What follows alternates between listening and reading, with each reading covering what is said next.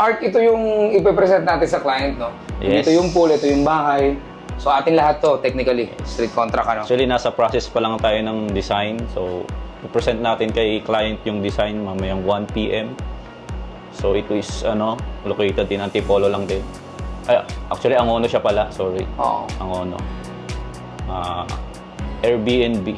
Pero ang purpose niyan is, pwede siyang bahay pa rin ng may-ari.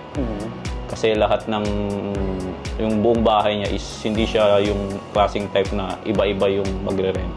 Yung iba kasing Airbnb, may mga rooms na hiwa-hiwalay. Yes. So ito, parang bahay pa rin siya na may pool lang din, parang rest house gano'n. So gano'n yung isang atake ni owner or isang gusto niya na pwede niyang i-convert as bahay niya pa rin.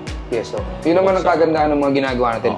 And most of the time, ang ginagawa natin is binibuild natin yung bahay and then may pool para in case na walang may income pa rin. Nag-generate pa rin ng Kasi income. mayroon pa naman silang bahay. Yes, so ito, lang nila, choice. Depende sa kanila kung gawin nilang Airbnb or bahay pa rin nila. So yung design natin is flexible pa rin. Pwedeng private pa rin siya.